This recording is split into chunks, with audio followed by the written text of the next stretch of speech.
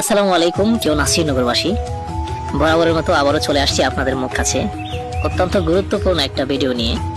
বিগত 20 থেকে 30 বছর যাবত এইভাবে কাজ করেছে কিনা রাস্তার কেউ, সেটা আমার আপনার কারো জানা নেই।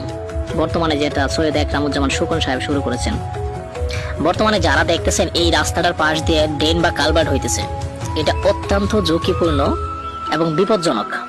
বর্তমানে এই রাস্তায় চলাচলের জন্য এই বিষয়টা অনেকেই তুলে ধরতেছেন, কিন্তু এটা যে বিপজ্জনক তার পাশাপাশি যে এটার একটা সুখবরও আছে। আপনারা অবশ্যই জানেন এই রাস্তার পাশে এরকম ড্রেন বা কালভার্ট কেন করা হয়। অবশ্যই রাস্তাকে মজবুত এবং ভালো রাখার জন্য, যাতে সাইড দিয়ে বাইঙ্গা না পড়ে, এই জন্য এরকম ড্রেন বা কালভার্ট করা হয়। নিচ থেকে ইট তুলে সোলিং দিয়ে তারপরে রাস্তার পাশে ইট দেওয়া হবে বা ফ্রিজের ডালাই করা হবে, যাতে এই ডালাইগুলা সাইডে না যায়, কোনো জায়গাতে খালে বা নর্দমায় পুকুরে বাইঙ্গা না পড়ে। এই বিষয়টা আপনারা সবাই অবগত আছেন। আরেকটা বিষয় হচ্ছে এই রাস্তাটা নিয়ে আপনারা সবাই ভোগান্তিতে আছেন। এই বিষয়টা গত 1-2 বছর 5 বছর ধরে চলতেছে।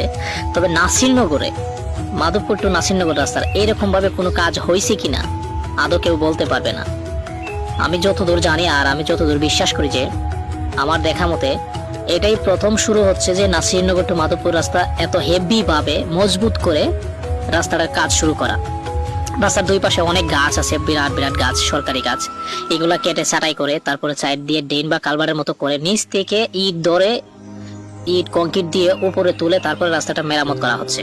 হয়তো রাস্তাটা কাজ করতে কিছুটা সময় নিবে বা অনেকটা সময় অতিবাহিত হবে, কিন্তু এই রাস্তাটা ভবিষ্যৎ প্রজন্মের জন্য অনেকটা গুরুত্বপূর্ণ এবং অত্যন্ত জরুরি গুরুত্বপূর্ণ একটা রাস্তা নাসিরনগর টু মাধবপুরের।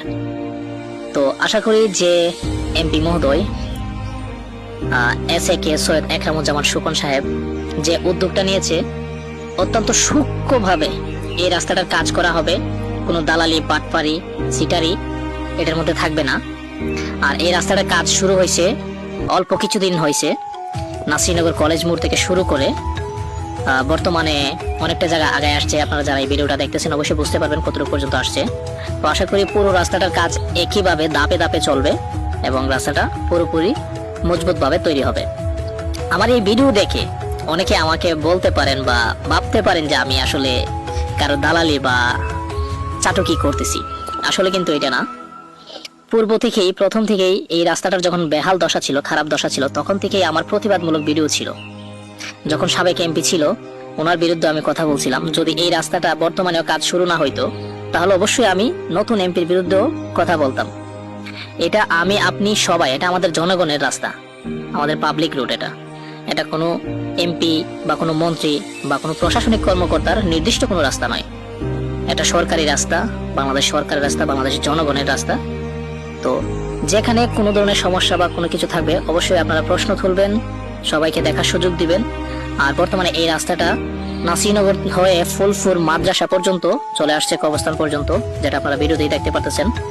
তো এই নূরপুরটা ওভার হয়ে যাবে, এই সাইডের কাজ আস্তে আস্তে ধীরে ধীরে শুরু হবে। আর ভিডিওটা যারা দেখছেন অবশ্যই যদি ভালো লাগে শেয়ার দেবেন, সবাইকে দেখা।